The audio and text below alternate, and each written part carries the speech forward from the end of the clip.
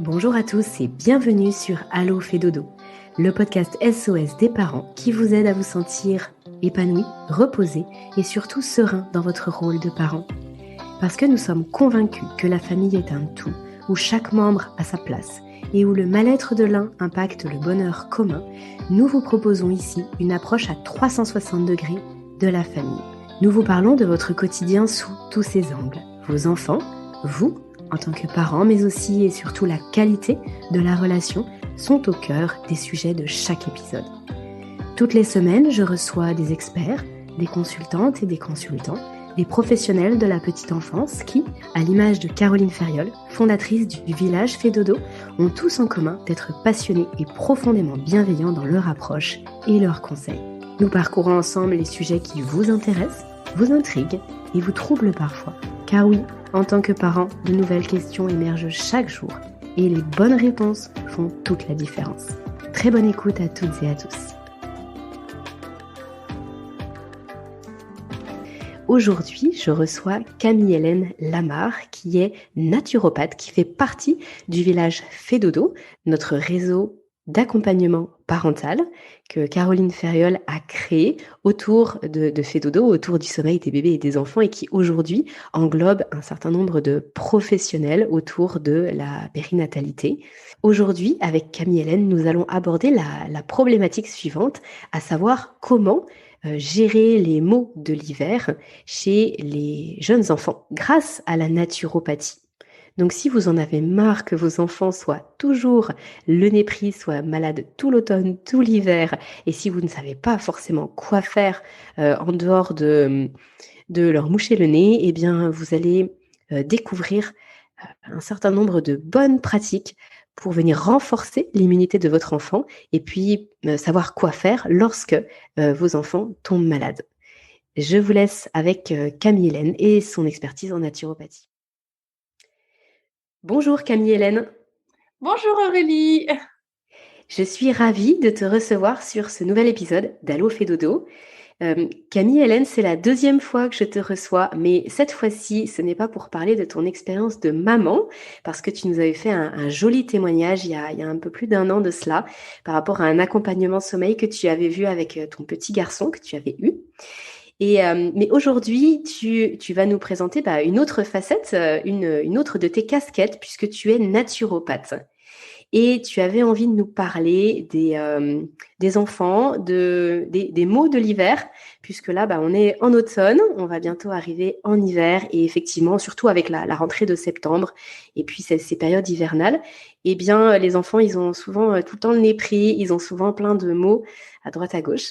Et toi, tu avais envie de nous faire part de conseils, tu avais envie de nous en parler aujourd'hui, parce qu'avec ton approche de naturopathe, tu as plein de conseils et tu as plus d'un tour dans ton sac pour aider les parents à ce que tous ces petits mots de l'hiver passent le mieux possible. Alors déjà, Camille-Hélène, avant de rentrer dans le vif du sujet, je te propose de te présenter ou de te représenter pour les parents qui n'auraient pas écouté le précédent épisode qu'on avait enregistré ensemble, et puis de nous dire comment tu en es arrivée à la naturopathie. Merci Aurélie. Eh bien, donc oui, effectivement, déjà depuis le dernier épisode que nous avons enregistré ensemble, je suis déjà devenue consultante sommeil chez Fait Dodo, qui est déjà une grande partie de mon activité aujourd'hui. Mais je suis également... Et d'ailleurs, Camille-Hélène, je me souviens que tu l'avais évoqué, je Oui, crois, dans le précédent épisode, que tu rentrais en formation. Et exactement. effectivement, du coup, la formation a eu lieu sur cette année. Et aujourd'hui, tu es une fée dodo. Donc, c'est vrai qu'on peut te retrouver sur le site Fée Dodo. Et c'est pour ça que je disais une nouvelle casquette, parce qu'entre ta casquette de maman, ta casquette Fée Dodo et la casquette de naturopathe, ça fait pas mal de cordes à ton arc, finalement, pour accompagner les familles.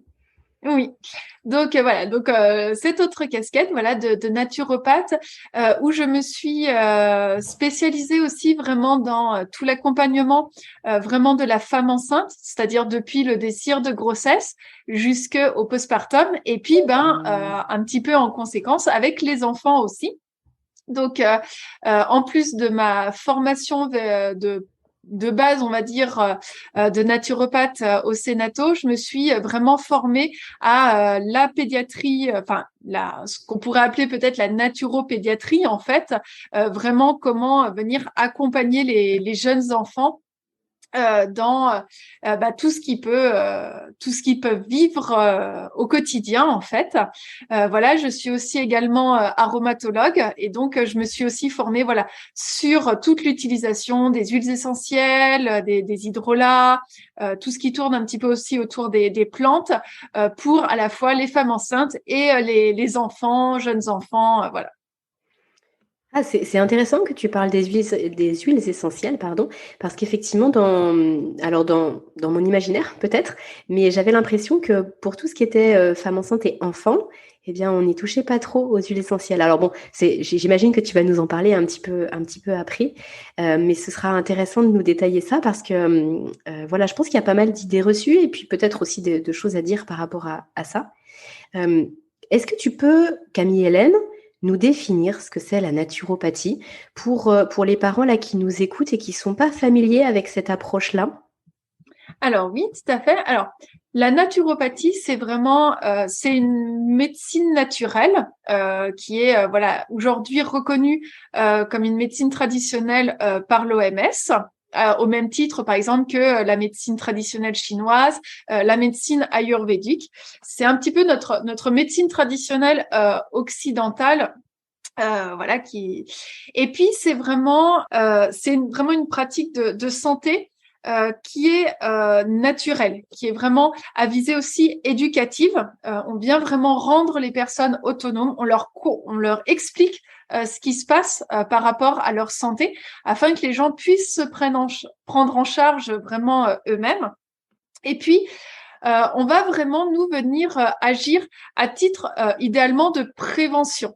C'est-à-dire que vraiment l'idéal de la naturopathie, c'est de fournir aux personnes une hygiène de vie, un mode de vie au quotidien qui leur permette voilà, de rester en pleine santé, en pleine vitalité au quotidien et donc d'éviter finalement de tomber malade, d'éviter les maux qu'on voit actuellement, hein, toutes les grandes maladies, notamment de civilisation.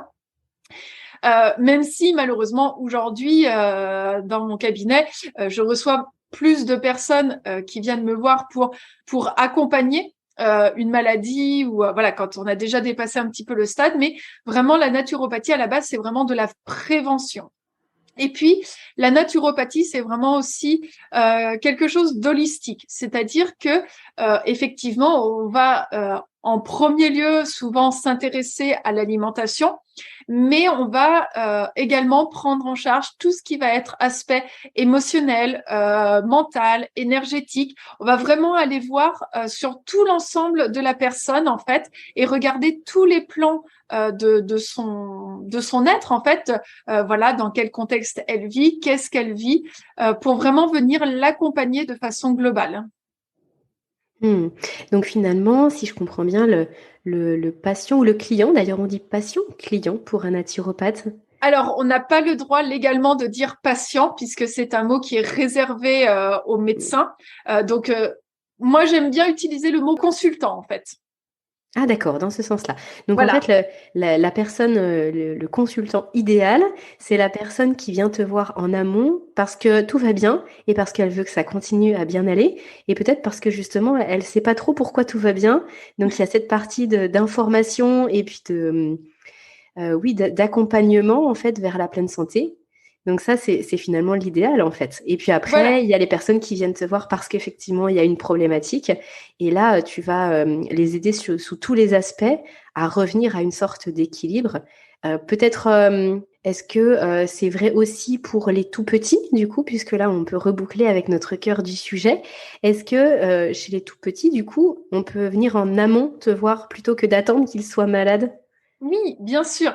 La prévention restera toujours de mise et je dirais que c'est même encore plus vrai pour les tout petits, chez les tout petits, on pourra pas toujours éviter toutes les petites maladies infantiles qui en fait vont leur être presque nécessaires. C'est-à-dire que l'enfant naît avec un système immunitaire qui est immature Et au fur et à mesure de ces premières années, le fait d'être confronté à des petits microbes, des petits virus, d'avoir un petit rhume, une petite rhinopharyngite, toutes ces petites maladies de l'enfance, elles vont venir forger son immunité, qui va ensuite se mettre en place pour un petit peu toute sa vie. Donc, mais on peut venir limiter, c'est-à-dire qu'un enfant qui a un petit rhume de temps en temps, une rhinopharyngite au cours de l'hiver, voire même une gastro-entérite, c'est tout à fait OK, c'est normal, c'est sa vie d'enfant. En plus, la plupart des enfants sont en collectivité, que ce soit même chez la nounou, il y a 3-4 enfants. Ensuite, on a la crèche, l'école. Donc ils sont vraiment en grand contact avec tous les petits virus, tout ça. Par contre, un enfant qui est malade quasiment non-stop à partir du début de l'hiver jusqu'à la fin de l'hiver, voire même pendant l'été, qui a toujours le nez qui coule, qui enchaîne les otites, les maladies, là par contre, c'est pas normal. Et donc, là, ça va vraiment être intéressant, justement à cette époque, avant qu'on rentre dans l'hiver, de venir faire de la prévention et de voir qu'est-ce qu'on peut mettre en place pour qu'ils puissent traverser l'hiver de façon beaucoup plus sereine et tranquille. Alors là, du coup, tu nous parles des enfants chez la nounou, à la crèche ou à l'école. J'aimerais bien que tu puisses nous préciser de quel âge tu parles quand on parle justement des tout petits ou des jeunes enfants, qui était le terme que tu utilises. C'est à partir de quand? C'est à partir du nourrisson, du nouveau-né, ou c'est effectivement quand l'enfant est plus grand et qui va être en collectivité?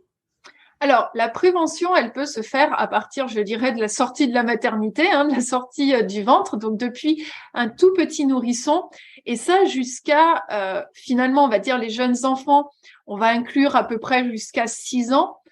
Mais finalement, même là, les conseils que je vais pouvoir éventuellement donner, ils seront toujours applicables au-delà de 6 ans. Même des adultes peuvent tout à fait les appliquer et ça sera toujours bénéfique pour eux. Mais voilà, on va être sur un petit peu la tranche d'âge des 0-6 ans, qui est vraiment l'âge où tout le système immunitaire va se mettre en place, en fait, où les enfants sont plus sensibles naturellement. D'accord, OK. Et Oui, par contre, j'avais en tête que le système immunitaire, il arrivait à maturation aux alentours des 3 ans, notamment avec le microbiote intestinal. Toi, tu considères que jusqu'à 6 ans, il y a vraiment le système immunitaire, il est en formation, ça va un petit peu au-delà?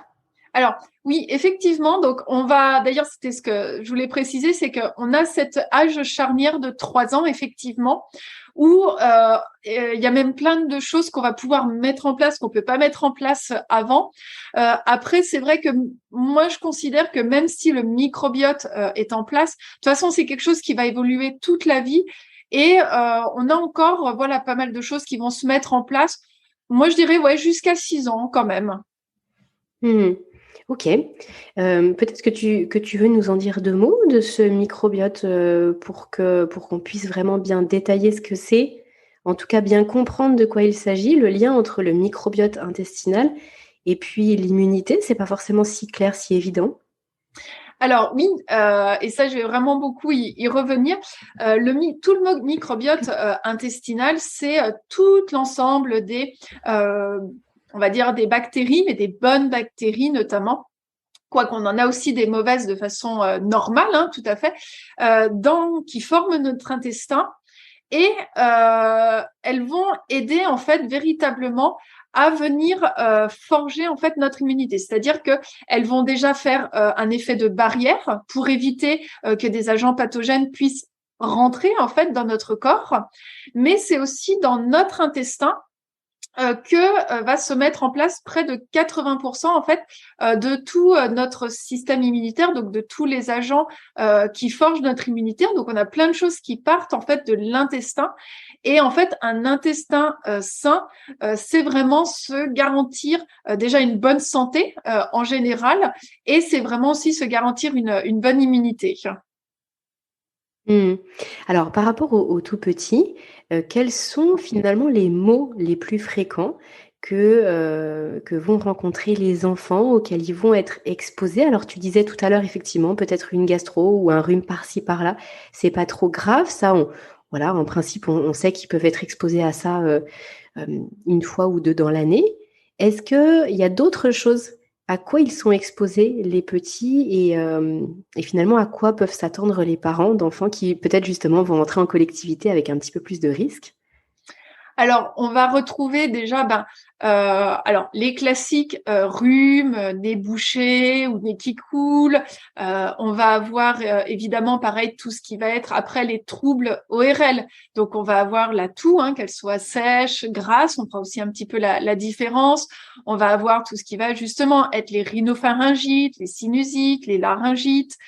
Voilà, toute cette sphère vraiment ORL. On peut aussi avoir plus au niveau un petit peu pulmonaire, donc un petit peu les bronchites, voilà, tous les encombrements pulmonaires. Et puis après les maux un petit peu plus avancés comme les otites, voilà, la rhinopharyngite, les gastroentérites, qui peuvent survenir. C'est vraiment, on va dire, les maux principaux que les parents vont être, auxquels vont être confrontés les parents au cours de l'hiver. Ah, donc pas trop de grippe, finalement? Chez les enfants, un petit peu moins finalement. Aussi parce que les enfants, alors ça veut pas dire, on a des enfants qui vont pouvoir avoir la grippe, mais c'est vrai que les enfants ont quand même une vitalité qui est quand même très souvent supérieure à celle des adultes. Et c'est vrai qu'on est moins, dans ce que j'ai pu observer, moins confronté à la grippe vraiment chez les jeunes enfants. Mais après, voilà, ça va dépendre aussi du terrain de l'enfant, de sa vitalité. Est-ce qu'on a un enfant un petit peu fragile déjà dès le départ ou un enfant qui est vraiment déjà très robuste Oui, donc en fait, tu veux dire qu'ils peuvent attraper le virus et ça Oui, forge aussi leur immunité, mais par contre, les symptômes vont être moins violents que chez les adultes parce qu'ils sont plus en vitalité de façon générale, c'est c'est ça, ça? Ouais. Et puis exactement. après, il y a aussi tout ce qui est conjonctivite, Oui, tout ce qui alors est... oui, c'est Ouais. vrai que j'y avais pas pensé. C'est vrai que là, c'est moins mon domaine effectivement peut-être d'expertise, mais de toute façon, toute la prévention qu'on va pouvoir faire va jouer en fait sur tout finalement. En fait, on va vraiment venir préparer un terrain de telle sorte que finalement, quel que soit le lieu où l'enfant pourrait être, on va dire un petit peu attaqué, que ça soit au niveau ORL, au niveau des yeux, au niveau de l'intestin. Euh, la prévention ira agir sur tous ces endroits en fait. D'accord. Et même pour les maladies qui sont dites vraiment de l'enfance, comme par exemple la varicelle, Alors là, on est ou déjà alors sur... il y a d'autres choses comme le pied-main-bouche, enfin tous ces trucs-là qui font, toutes ces maladies-là qui font plein de petits boutons et qui sont vraiment liés à l'enfance. Oui, alors là, c'est vrai qu'on est vraiment déjà sur autre chose. On est vraiment voilà sur plus avoir une bonne, je dirais que là, une bonne prévention ne va pas forcément empêcher la maladie. Et même, je dirais que c'est bien que l'enfant puisse avoir sa varicelle, avoir voilà. Alors c'est sûr que le pied-main-bouche c'est pas forcément le plus agréable, tout comme la varicelle, mais ça va vraiment venir confronter son organisme et forger son immunité. Donc l'idée c'est pas forcément de venir empêcher la maladie. D'ailleurs, on sait notamment que pour la varicelle, en plus pour les petits garçons, mieux vaut qu'ils aient la varicelle jeune plutôt que plus grand en fait, où là il y aura beaucoup plus de conséquences. Mais par contre, au moment où ils l'auront, leur corps va pouvoir combattre le virus de façon beaucoup plus efficace en fait. Et du coup, peut-être que la maladie durera un petit peu moins longtemps que chez quelqu'un qui a, chez un enfant qui a un système immunitaire un petit peu plus faible et où ça va durer peut-être plus longtemps. Oui, ce qui est pas négligeable pour les Oui, parents là qui nous écoutent, parce qu'effectivement, un enfant malade, c'est souvent des nuits écourtées, c'est souvent c'est pas ça. d'école, c'est souvent un quotidien de parents qui d'un seul coup s'alourdit considérablement. Donc effectivement, moins ça dure, mieux c'est. Voilà. Et puis, Au-delà du fait que bien sûr c'est désagréable pour l'enfant, c'est oui, évident, mais c'est vrai que ça impacte toute la famille. c'est ça. Et puis, ça peut être aussi un enfant qui gère mieux aussi la maladie. C'est-à-dire que même sur une même durée, un enfant qui aura une meilleure vitalité, un terrain plus propice, va vraiment peut-être, même s'il a de la fièvre, continuer à être joyeux, à pouvoir jouer, à même voilà, être dans son état peut-être normal, pouvoir mieux gérer cette fièvre qu'un enfant qui va être plus sensible va tout de suite être amorphe, atone, même avec une fièvre qui peut être moins importante en fait. Ah d'accord, OK. Est-ce que tu peux nous définir ce que c'est cette notion de terrain? Tu as utilisé à plusieurs reprises ce terme-là et c'est vrai que c'est une notion qui est, toujours en lien avec, la naturopathie. Qu'est-ce que c'est exactement? Alors moi, j'ai tendance à comparer le terrain un petit peu à, pour ceux qui jardinent au potager. En fait, on revient vraiment à la terre en elle-même. On a des terres qui sont très argileuses, des terres qui sont sèches, des terres, voilà, qui vont être sablonneuses en fait. Et en fonction de ces terrains, on a on va dire qu'on a des terrains finalement quand on veut faire un potager qui vont être plus ou moins fertiles en fait. Eh ben, dans notre corps, c'est un petit peu la même chose. C'est notre état de base. Euh, et puis, sur un bon terrain qui est bien entretenu, en fait, dont on va prendre soin, eh ben, on va avoir des belles plantes qui vont pouvoir s'installer. Donc, voilà, une belle vitalité, tout ça. Et par contre, entre guillemets, les mauvaises herbes vont avoir plus de mal à s'y installer. Donc ça va être les mauvaises herbes, ça va être les virus, les bactéries qui vont avoir du mal en fait à venir s'implanter parce que tout ce qu'on aura mis en place va permettre au corps vraiment de les repousser et de lutter contre. Inversement, un terrain qui sera un petit peu plus faible, eh ben ça va être un terrain qui va être justement plus sensible, où il va y avoir plus de portes d'entrée pour les bactéries, pour les virus, pour tout ce qui va être un petit peu pathogène et leur permettre de se développer comme sur une terre qu'on aurait un petit peu laissée à l'abandon, où là, on va avoir toutes les mauvaises herbes qui vont pouvoir se développer plus facilement. Et comme un jardinier va bien prendre soin de son potager, il va pouvoir avoir de belles cultures, même si au départ, le terrain n'était pas forcément favorable. Quand on en prend soin, on obtient de belles choses.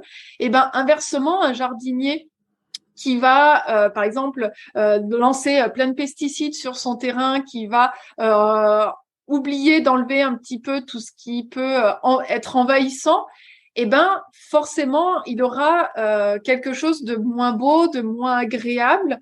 Et voilà, où on va avoir peut-être voilà des chardons, alors j'aime pas parler de mauvaises plantes parce que pour moi il n'y a pas de mauvaises plantes en fait, mais il va peut-être avoir une culture moins florissante, moins étoffée. Et c'est la même chose en fait vraiment dans le corps. Donc moi j'aime bien utiliser cette image en fait pour définir la notion de terrain.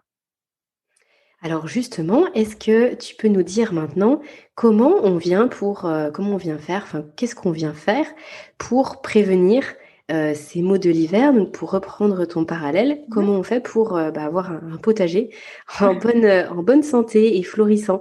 Qu'est-ce qu'on peut faire en tant que parents pour, s'occuper au mieux de nos enfants? Alors déjà dès le départ, lorsque l'enfant naît, déjà un allaitement au lait maternel de façon exclusive jusqu'à 6 mois va vraiment ça favoriser un bon microbiote, une belle immunité en fait pour l'enfant. Alors là, mon message n'est absolument pas de culpabiliser les parents qui ont fait le choix volontaire ou pas de devoir donner un lait infantile à leur enfant, mais c'est vrai qu'aujourd'hui les études montrent que l'allaitement maternel va vraiment apporter à l'enfant une immunité beaucoup plus importante en fait. Et puis, chez les tout petits, vraiment, et ça tout le monde peut le faire, le fait d'être vraiment cajolé, le fait d'être aimé, d'avoir vraiment beaucoup de temps en peau à peau, en portage, l'enfant c'est vraiment un être très émotionnel. Et l'émotionnel va énormément impacter l'immunité. Donc, n'hésitez pas vraiment à faire des câlins à vos enfants, à faire du pot à pot avec vos tout petits, à faire des temps de portage. Ça va venir jouer ça sur leur immunité. Et puis, l'enfant va grandir un petit peu et va arriver l'âge de la diversification. Et là, pour vraiment commencer à mettre en place un bon microbiote aussi grâce à cette diversification, l'idéal, c'est déjà de commencer avec une diversification qui va se faire en douceur, au rythme de l'enfant. Voilà, on vient pas forcer, on vient pas insister, on attend que il montre de l'intérêt. Et puis, on commence aussi avec des aliments doux, biologiques. Ça, c'est vraiment aussi très important, surtout chez les tout petits. Voilà, on vient lui proposer des choses comme des courgettes, des carottes, des patates douces, voilà. Éventuellement, on enlève la peau au départ parce que ça peut être un peu irritant.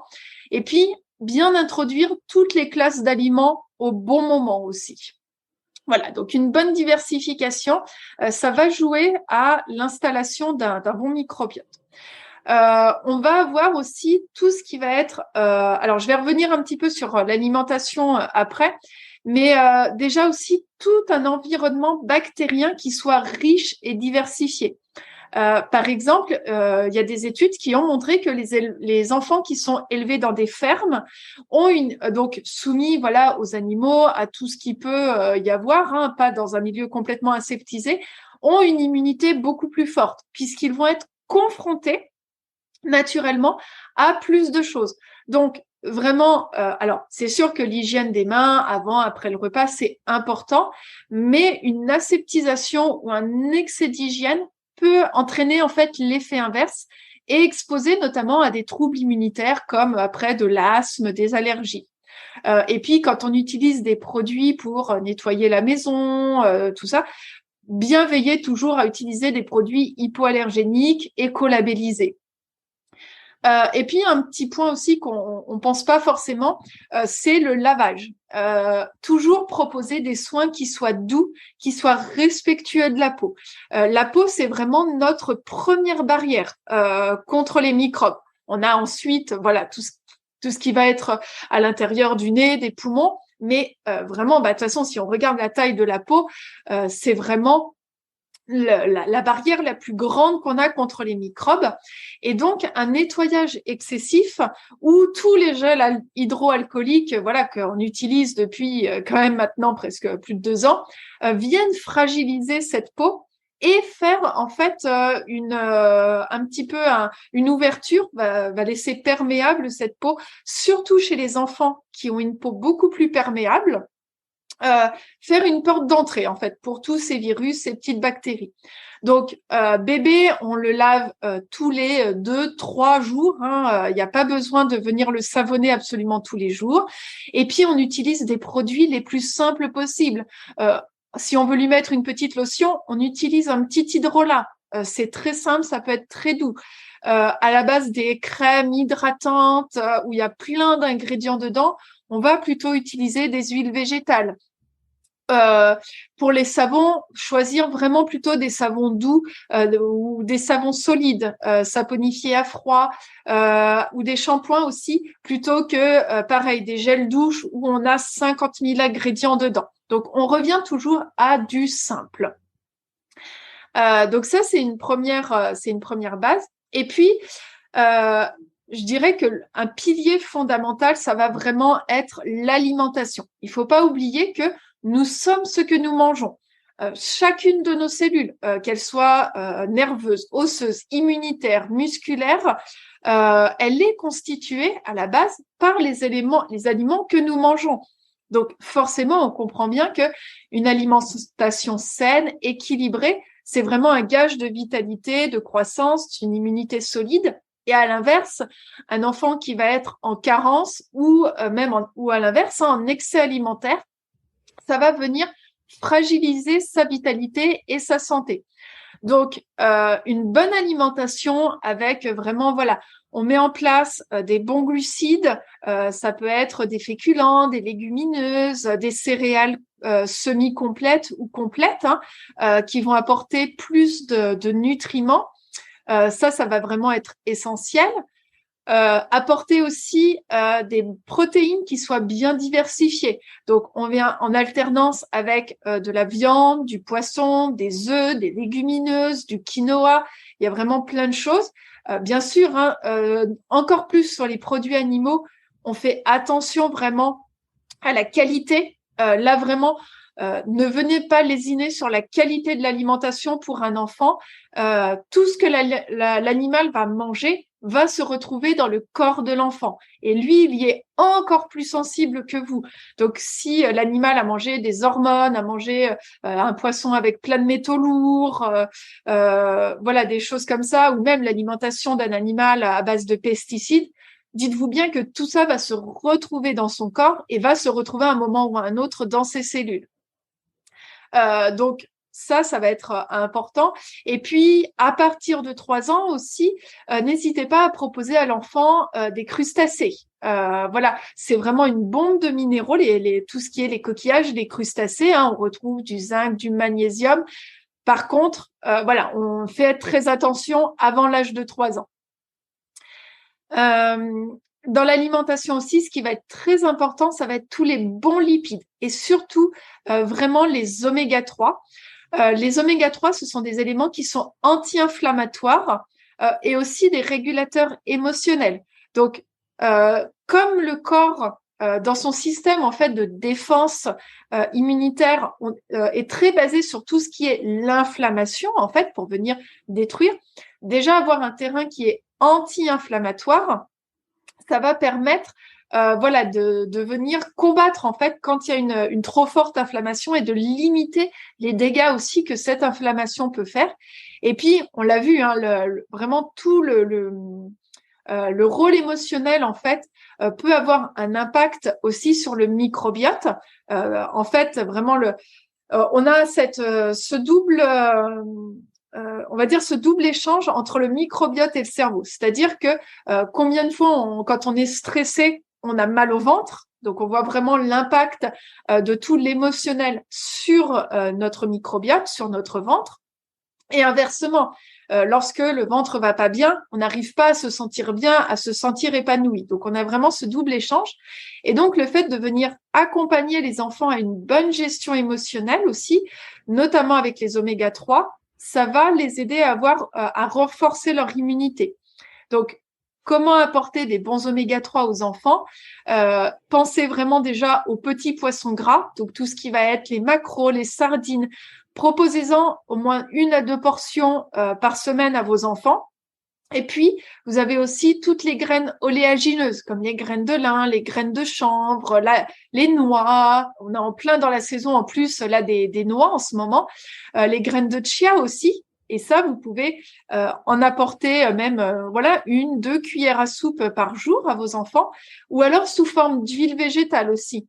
Et ça, de toute façon, les bonnes huiles, c'est vraiment indispensable pour le fonctionnement de leurs cellules, en fait. Nos cellules sont composées de lipides. Donc, des bons gras. Donc, typiquement, vous pouvez proposer des huiles de colza, des huiles de chanvre, des huiles de cameline aussi à vos enfants, et 1 à 3 cuillères à café par jour, hein, en fonction de son âge. Et par contre, en qualité crue. C'est-à-dire que on n'est pas là sur des huiles de cuisson, mais on est sur des huiles qu'on va rajouter au dernier moment dans l'alimentation de l'enfant. Donc, par exemple, on lui a fait une petite purée de patates douces. On vient rajouter 1 petite cuillère à café d'une bonne huile dedans. Et puis, pour vraiment son immunité, ce qui va être aussi très important, c'est qu'on pense toujours aux macronutriments, donc là que je viens d'énoncer, les glucides, les lipides, les protéines. Mais souvent, on oublie tout ce qui est les vitamines et les minéraux. Et sans ça, le corps, en fait, il peut pas fonctionner de façon optimale. Donc, ça va être important de venir proposer à vos enfants des légumes. Hein, ça, et vous pouvez les proposer à volonté. Il n'y a pas de restriction sur les légumes. Des fruits aussi. Alors, en hiver, on va être surtout beaucoup sur les pommes, les poires, les bananes, éventuellement quelques clémentines, des mandarines. On va faire attention quand même aux fruits qui sont trop acides, parce qu'elles peuvent venir vraiment acidifier le corps et l'empêcher de bien fonctionner. Mais ça n'empêche pas, évidemment, de donner de temps en temps une orange ou un kiwi à son enfant, hein, mais pas en excès. Et puis, on va vraiment venir lui proposer, alors, à mettre dans l'alimentation de l'enfant beaucoup d'aliments qui soient riches en vitamine C. Donc, on pense à toutes les baies rouges. On va commencer à voir les choux. Éventuellement, si là, chez vous, vous trouvez encore des poivrons, prenez-en et faites-les congeler. Ça vraiment, toute la vitamine C, ça vient vraiment avoir un grand. En fait, ça va augmenter toute la production d'anticorps pour vraiment combattre les maladies. Ça va aussi lutter contre l'inflammation. Hein, on en a déjà parlé tout à l'heure. Ça va augmenter aussi un petit peu toute la capacité des cellules immunitaires à se renouveler et à venir manger un petit peu tous les agents infectieux. On va recommander aussi tout ce qui va être riche en magnésium. Ça, le magnésium, c'est un élément qui intervient dans plus de 300 fonctions du corps. Et c'est quelque chose qui est indispensable au bon fonctionnement du système nerveux pour lutter contre le stress que vivent les enfants aussi au quotidien, hein, parce que même s'ils n'ont pas encore un travail au même titre que nous, l'école, le fait d'être un enfant en fait est beaucoup plus sensible au stress dans son environnement en fait. Et ça, le magnésium vient vraiment aussi pareil, réduire l'inflammation, renforcer toute l'activité des globules blancs, améliorer la production des anticorps. Et ça, vous allez en retrouver par exemple dans les céréales complètes, dans les fruits, les graines oléagineuses, tous les légumes à feuilles vertes, les produits de la mer. Le chocolat noir. Alors, le chocolat, bien sûr, on fait attention avant 3 ans, hein, parce que il y a d'autres choses qu'on va retrouver dedans. D'ailleurs, je crois que c'est au Canada où tout ce qui est chocolat est normalement déconseillé avant l'âge de 3 ou 4 ans, justement. Et puis, vous avez toutes les bananes, les abricots secs. Et puis les deux autres vraiment vitamines, minéraux qui vont être très importants pour l'enfant, ça va être le fer. Ça, de toute façon, quand on a des jeunes enfants, normalement, on est assez sensibilisé au risque de manque de fer. Et le fer, c'est vraiment un anti-infectieux qui va être très important. Malheureusement, c'est aussi une des carences les plus fréquentes, hein. On a à peu près 20-30% des enfants qui vont avoir une carence en fer au cours des 3 premières années. Donc là, on va vraiment retrouver les aliments, typiquement la viande rouge. On va avoir aussi beaucoup les protéines, tout ce qui va être protéines animales. Le jaune d'œuf est très riche en fer. Et puis, on va retrouver plutôt dans le végétal, on va retrouver les pois chiches, les lentilles. Pareil, encore toutes les graines oléagineuses, la spiruline aussi. Et ça, la spiruline, vous pouvez en mettre dans l'alimentation de votre enfant dès le plus jeune âge, quand il commence la diversification. Ça va vraiment avoir un effet très bénéfique. Et puis, on va avoir la vitamine D aussi. Ça, de toute façon, normalement, les parents savent que jusqu'à quasiment 5 ans, on est en supplémentation systématique pendant toute l'année. À partir de 5 ans, on peut commencer à passer éventuellement plutôt en cure préventive et en supplémentation au cours de la période hivernale, hein, tout comme les adultes d'ailleurs. Et ça, la vitamine D, elle est vraiment fondamentale. Alors là, je vais parler surtout dans le cadre de l'immunité, mais pour venir vraiment renforcer et moduler en fait notre immunité. Et puis dans l'alimentation, on va en retrouver toujours dans les poissons gras et aussi dans le foie de morue, qui va apporter également des oméga 3, de la vitamine A. On fait quand même attention avec les jeunes enfants parce que on va éviter d'avoir une trop grande quantité de vitamine A. Donc un petit peu de foie de morue, une fois par semaine, par exemple. Vous pouvez en faire des petites tartines, c'est top, mais on donne pas forcément toute la boîte à manger à l'enfant tout de suite. Camille-Hélène, tu as parlé à plusieurs reprises des oléagineux. Oui. Le mieux, c'est de les tremper ou c'est de les moudre?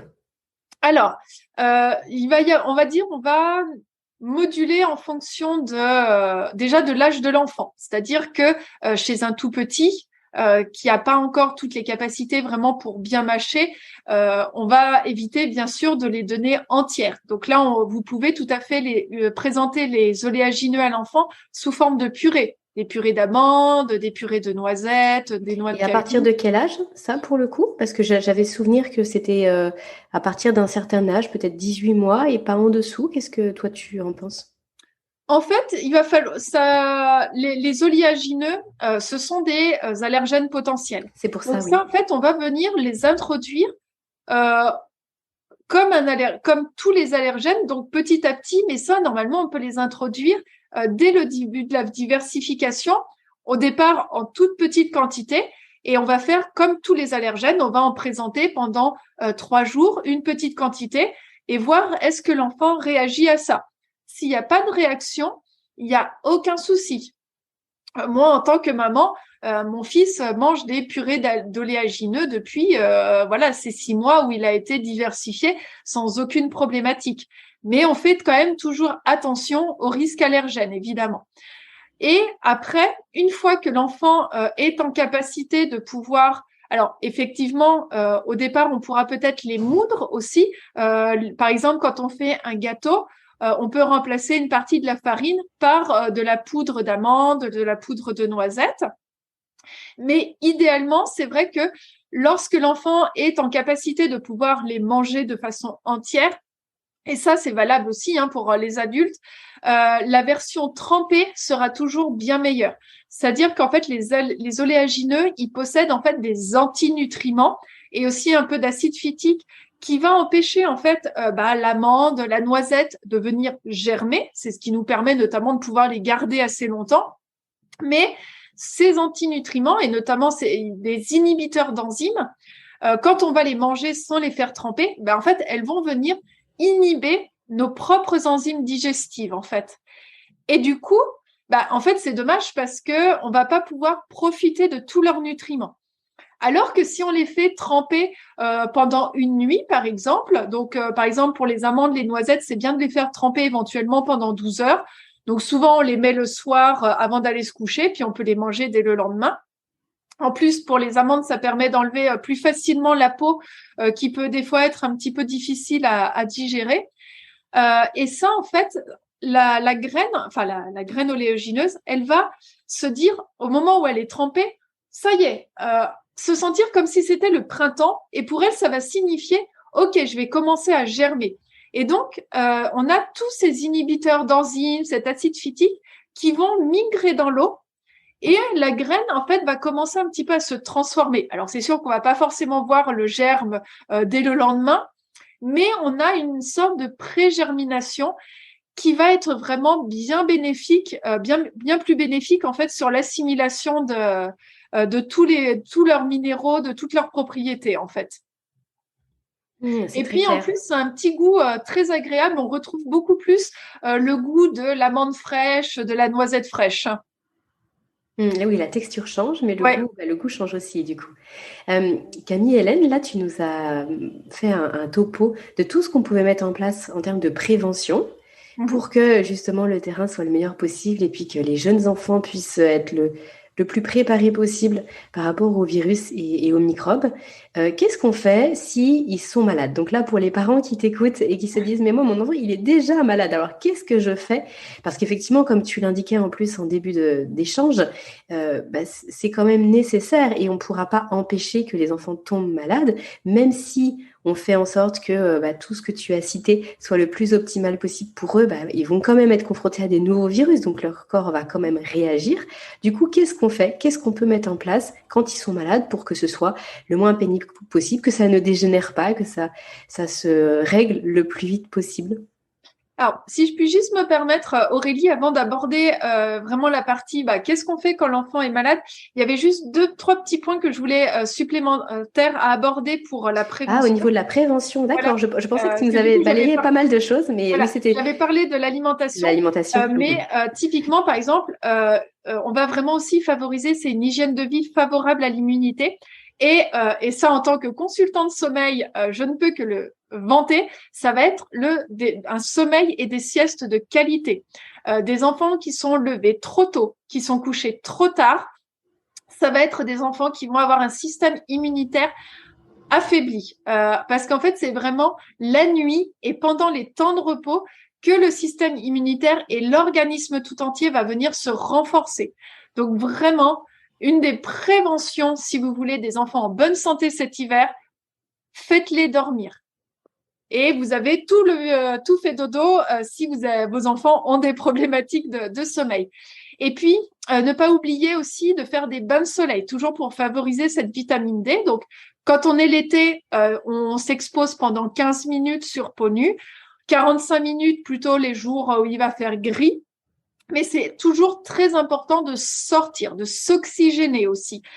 Pareil, l'activité physique de vos enfants. Un enfant qui va être dehors, à courir, à bouger, à faire des activités physiques, aura un système immunitaire qui sera bien supérieur à un enfant qui reste toujours dans sa maison sans bouger, voilà, éventuellement même devant un écran. Hein. Bon, on va pas forcément parler des écrans aujourd'hui, mais euh, voilà, vraiment, faites bouger vos enfants et puis venez aérer les maisons, les appartements, les pièces. On aère minimum 15 minutes par jour.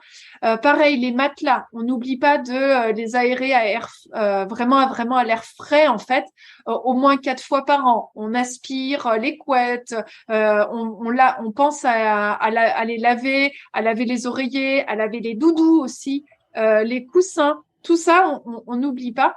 Et puis, comme j'ai pu aussi en parler, vraiment venir faire la gestion des émotions de vos enfants. Parce que vraiment, le stress et les émotions mal gérées affaiblissent le système immunitaire. On en revient aussi au sommeil, hein, puisque un enfant qui est en manque de sommeil va pouvoir beaucoup moins bien gérer ses émotions. Et en fait, les émotions, c'est vraiment ça fait partie de notre fonctionnement. C'est ce qui nous rend vraiment vibrants, vivants en fait. Ce qui nous permet aussi de nous adapter à notre environnement. Donc, lorsque vous avez des enfants, n'hésitez pas à venir les inviter à respirer, à pourquoi pas leur proposer des petits exercices de visualisation, de méditation, même de la cohérence cardiaque, à faire du dessin, de l'écriture, même leur montrer des petits automassages. Et puis, il y a des fois quand ça peut être nécessaire, avoir recours aux hydrolats, aux fleurs de bac aussi qui peuvent être intéressantes. Je sais que sur le village Fait Dodo, il y a une personne qui est spécialisée dans les fleurs de bac. Oui, tout à fait. Voilà. Oui. Donc voilà. Et puis toujours prendre aussi bien soin, bah voilà, on l'a déjà dit, du microbiote et faire très attention, notamment quand il y a de la constipation, par exemple. Donc, on veille toujours à une bonne hydratation de l'enfant et voilà, on n'hésite pas à mettre en place des choses pour éviter la constipation ou même inversement, la diarrhée n'est pas bonne non plus. Et puis aussi, n'hésitez pas à faire, ne serait-ce que 2 fois par an, à vous faire accompagner par un ostéopathe. Une petite visite chez l'ostéopathe, ça peut aussi faire partie de la prévention.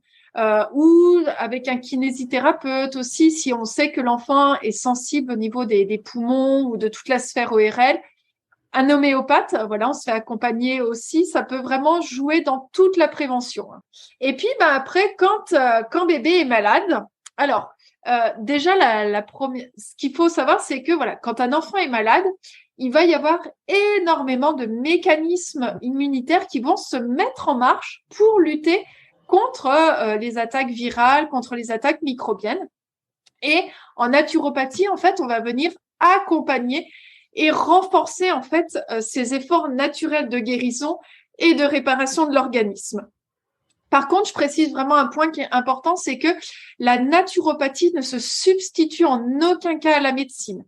Donc, surtout chez les jeunes enfants, si vous avez le moindre doute, et on s'amuse pas à faire de l'automédication, et donc on vient toujours en premier lieu consulter son pédiatre pour vraiment s'assurer qu'il n'y a pas de risque, que l'enfant n'est pas en danger. Ça, c'est vraiment très important. Nous, en tant que naturopathe, on vient simplement agir en complémentarité afin de soutenir le terrain de l'enfant et tous ces mécanismes de guérison. Et puis, on va aussi être vraiment dans l'observation de l'enfant. Qu'est-ce qu'un enfant, quand il est malade, qu'est-ce qu'il fait? Généralement, on va avoir de la fièvre, on va avoir une diminution de l'appétit et ils vont dormir beaucoup plus. Et ça, on va vraiment venir le favoriser. Alors, la fièvre, souvent, dès qu'on a un enfant qui a de la fièvre, on dit qu'il faut donner du Doliprane. La fièvre, c'est un processus naturel de défense qui permet en fait de combattre les agents pathogènes, en fait, qui va venir les lutter en faisant augmenter la température et du coup en rendant défavorable le milieu pour leur installation et puis leur multiplication. Tant que la fièvre, elle est modérée et qu'elle n'incommode pas l'enfant, laissez agir la fièvre. On découvre l'enfant, évidemment, on va garder une pièce fraîche, on le met au calme avec le moins de stimuli possible. On va bien sûr l'inciter à boire. Si vous avez des jeunes enfants, mettez-les en pot à pot. Le pot à pot, c'est vraiment un excellent régulateur de la température. Par contre, si la fièvre ne se tempère pas, qu'elle continue de monter, à ce moment-là, vous consultez votre médecin.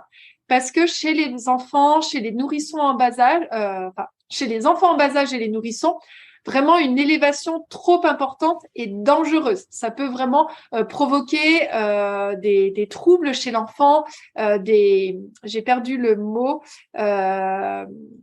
des tremblements en fait, des convulsions. Voilà. Donc vraiment, on joue pas du tout à ça avec chez les tout petits. Au moins, si la fièvre est trop élevée, qu'on n'arrive pas du tout à la contenir, on consulte tout de suite en urgence le médecin. On va aux urgences pédiatriques. Et puis, on retient aussi que la fièvre, c'est pas forcément lié à la gravité de la maladie. Ce qui va toujours être important, ça va être de regarder l'état général de l'enfant. Nous, on considère qu'il vaut mieux une forte fièvre. Alors, quand je dis forte fièvre, c'est dans une certaine limite, hein, évidemment, toujours, mais avec un enfant qui va bien la gérer, qui va conserver un bon état général, qu'une fièvre qui va être légère, mais en fait avec un enfant qui tout de suite va être somnolent ou très irritable, en fait. Ensuite, j'ai parlé du repos digestif. Le corps, en fait, il a besoin d'énormément d'énergie pour venir lutter contre la maladie. Or, la digestion, ça représente à peu près 30% de notre énergie quotidienne. Et donc, en fait, un enfant, naturellement, vous allez le voir, il va se mettre à la diète de lui-même. Il va vous dire qu'il n'a pas forcément faim. Et surtout, ne forcez pas votre enfant à manger s'il ne veut pas. Ça, c'est vraiment très important. Il remangera au moment où son corps lui dira « c'est OK, maintenant, j'ai besoin de récupérer de l'énergie via l'alimentation ». Mais en fait, toute l'énergie qu'il va récupérer de la digestion, il va le mettre en fait à profit de ses fonctions de défense. Par contre, on va vraiment inciter l'enfant à boire. Et là, on peut lui proposer de l'eau, des tétés, des tisanes éventuellement avec un petit peu de miel. Donc, pas avant 1 an, hein, le miel, je le rappelle. Des bouillons de légumes. Ça va être très important. Et puis, proposer aussi à votre enfant vraiment du repos nerveux, c'est-à-dire que des siestes plus fréquentes, une heure de coucher qui va être avancée. On va proposer des activités calmes. Voilà, ça peut être un petit peu de musique douce, des petites comptines tranquilles, un temps de lecture et juste un moment de câlin, de portage, des mots tendres en fait. Ça va énormément jouer sur la maladie. Et puis, évidemment, après, il y a toutes les pratiques qu'on va pouvoir proposer à l'enfant. Typiquement, par exemple, ce qu'on va beaucoup retrouver dans tout ce qui va être les maladies, par exemple ORL, ça va être le nettoyage du nez. Donc ça, chez l'enfant qui a moins de 5 mois, on va le faire avec les petites pipettes de sérum physiologique. Lorsque l'enfant est un petit peu plus grand, on peut lui faire un nettoyage avec des seringues, toujours de sérum physiologique. Ça, vous trouvez pas mal de petites vidéos sur comment le faire. Et puis l'enfant, quand il va grandir, va même pouvoir le faire lui-même. Et sur l'enfant un petit peu plus grand ou chez l'adulte, on peut utiliser ce qu'on appelle des lotas. Ce sont un petit peu comme des petits arrosoirs qui vont vraiment permettre un bon nettoyage du nez. Donc, dès que votre enfant a le nez un petit peu bouché ou le nez qui coule ou une petite pathologie ORL ou même une otite, on fait des lavages de nez aussi. Vous allez aussi avoir un petit peu tout ce qui va être les inhalations. Alors, les inhalations, ça va être au-dessus de 3 ans. Et là, pareil, en cas de rhume, en cas d'encombrement ORL, toute la vapeur d'eau, elle va vraiment venir aider à ouvrir tous les capillaires, à éliminer toutes ces mucosités qui l'embêtent. On peut éventuellement y mettre des plantes, y mettre des huiles essentielles. Mais pour ça, par contre, on ne le fait pas seul. On se fait toujours accompagner par un praticien qui a été formé. C'est-à-dire que si même votre naturopathe n'a pas été formé spécifiquement aux huiles essentielles, n'en utilisez pas sans conseil. Je me permets de faire une petite parenthèse, c'est sur les huiles essentielles, ce sont des produits merveilleux, vraiment, qu'on peut utiliser même chez des tout petits, même chez les femmes enceintes.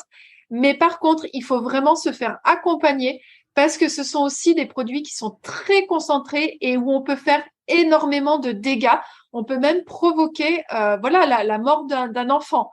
Donc, vraiment, on ne joue pas avec les huiles essentielles sans se faire accompagner. Donc, c'est pour ça qu'aujourd'hui, je donnerai pas de nom d'huile essentielle, de posologie, parce que j'insiste vraiment sur les parents se faire accompagner. Et c'est vrai que moi, quand j'entends des parents qui, chez des tout petits, leur mettent de l'huile essentielle de Ravinsara ou d'Eucalyptus globulus au niveau de la poitrine en inhalation, moi, ça, je suis désolée, ça me fait vraiment hurler parce que on se rend pas compte qu'on peut provoquer en fait des crises d'asthme, des troubles, vraiment des contractions en fait musculaires au niveau des bronches et vraiment faire des gros dégâts. Donc, on fait toujours très attention et on se fait accompagner dans tout ce qui est utilisation des huiles essentielles. Et puis après, pensez toujours à humidifier l'air ambiant, bien maintenir une température inférieure à 19 degrés dans la chambre.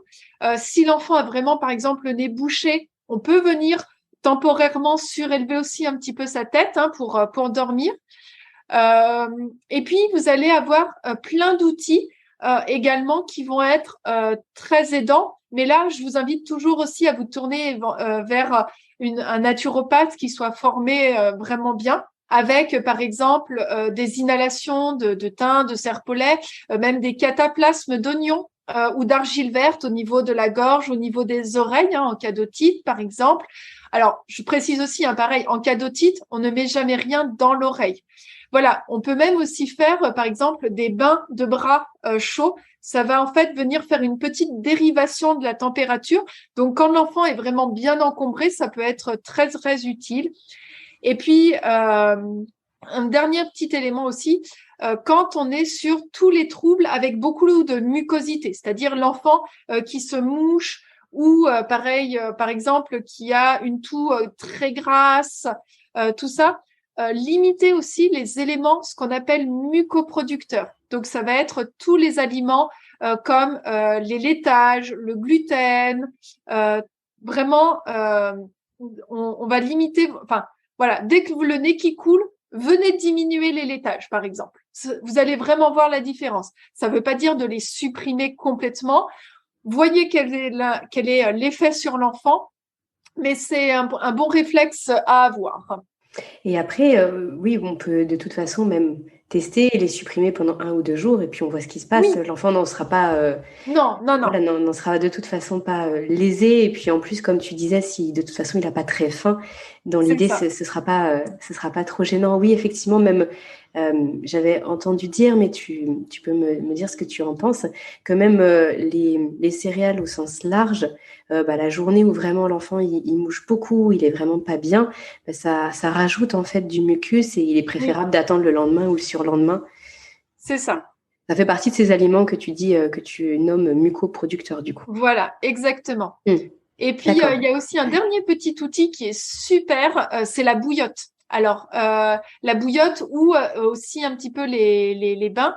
Mais la bouillotte, alors on fait toujours attention à ne pas la faire trop chauffer pour pas provoquer de brûlure chez l'enfant. Mais c'est comme pour les adultes, une bonne bouillotte au niveau peut-être du dos, au niveau du ventre, au niveau des pieds, ça peut faire déjà aussi énormément de bien. Et puis, pareil, les bains tièdes ou les bains chauds, ça peut vraiment venir aussi accompagner l'enfant. Donc, par exemple, chez l'enfant qui a, par exemple, de la fièvre, proposer un petit bain d'environ 1 ou 2 degrés en dessous de la température de l'enfant, ça va permettre en fait de venir garder un petit peu cette fièvre, de venir éviter qu'elle monte trop. Et puis, inversement, un bain chaud chez les plus grands, à 37, 38 degrés, on fait toujours attention, va venir permettre de réchauffer l'organisme en cas d'un petit peu de refroidissement et puis de stimuler l'élimination des toxines. Et ça, on fait un petit bain pendant 10 minutes maximum. Ça va déjà être largement suffisant. J'avais une dernière question, Camille-Hélène, et puis après, je pense qu'on va se diriger tout doucement vers la fin de cet échange. Pour les enfants pour qui vraiment là, il y a eu, on va dire que ça a débordé et vraiment le rhume ou l'otite où ça a dégénéré et on se retrouve chez le médecin avec parfois des antibiotiques. On sait que les antibiotiques viennent justement altérer le microbiote dont tu parlais tout à l'heure. Qu'est-ce que tu peux conseiller aux parents qui souhaiteraient finalement profiter des bienfaits des antibiotiques parce que là, le médecin leur a dit voilà, c'est la meilleure chose à faire pour votre enfant, mais sans avoir les effets indésirables d'altération de cette flore intestinale dont les enfants ont besoin, même pour toute leur vie d'adulte après. Alors, effectivement, une fois que la cure c'est vrai que de toute façon, voilà, il y a des moments où malheureusement les antibiotiques vont être un peu un passage obligé. C'est pour ça que toute la prévention est bien à mettre en place, parce que si déjà l'enfant a un bon microbiote de base, les antibiotiques vont avoir un impact, mais on va pouvoir régénérer ce microbiote beaucoup plus facilement.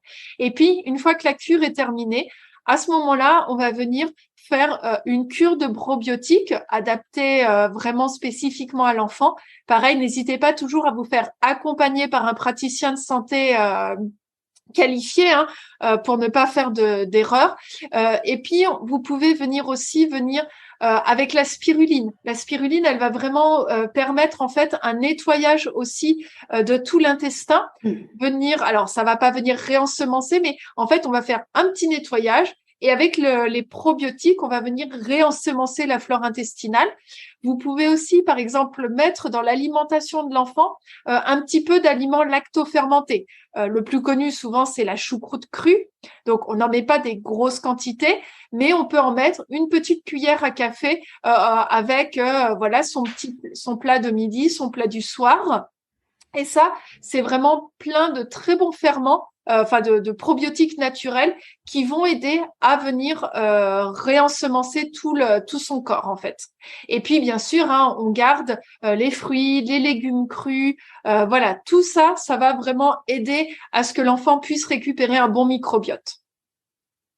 Merci Camille-Hélène. Donc si je résume un petit peu là tout ce que tu viens de nous présenter, donc l'idée c'est vraiment de venir en prévention, s'assurer que l'enfant il puisse avoir un terrain le plus robuste possible.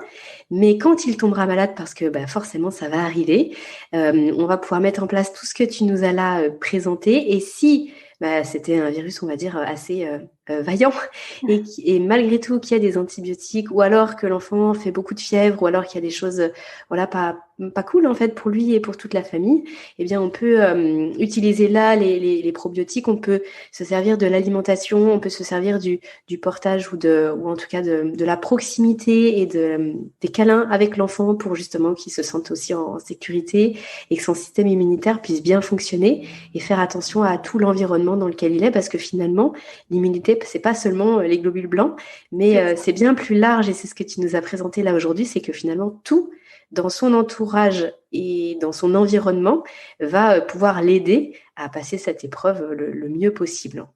Exactement. Eh bien, écoute, je te remercie Camille-Hélène pour ce temps que tu nous as accordé aujourd'hui pour parler de comment prévenir naturellement les maux de l'hiver chez les jeunes enfants. Je pense que les parents pourront en tirer vraiment beaucoup de choses pratico-pratiques et puis aussi de pistes à explorer si toutefois ils veulent aller plus loin. D'ailleurs, s'ils veulent aller plus loin, Camille-Hélène, avec toi, est-ce que tu peux nous dire où est-ce qu'on te retrouve ? Oui, tout à fait. Eh bien, vous allez pouvoir me retrouver maintenant sur le site du village Fait Dodo, parmi les praticiens de ce beau village en fait, et pouvoir me contacter par mail notamment. Oui, directement sur le site du village Fait Dodo, effectivement, tu as ta page où les gens peuvent déjà découvrir ton parcours à nouveau et puis après te contacter directement par email où il y aura le lien. Merci beaucoup Camille-Hélène. Je te souhaite une bonne continuation et puis peut-être à une prochaine fois sur le podcast. Avec grand plaisir, Aurélie, et merci beaucoup pour ce temps que tu m'as accordé. À bientôt, au revoir. À bientôt. Cet épisode touche à sa fin, il est l'heure de se quitter, mais pas pour très longtemps. On se donne rendez-vous la semaine prochaine avec de nouveaux invités. Pour retrouver l'ensemble des experts du village Fedodo, c'est sur fedodo.fr que ça se passe. Le lien est dans la description. Vous appréciez le contenu que nous vous proposons sur Allo Fedodo ? Alors dites-le nous.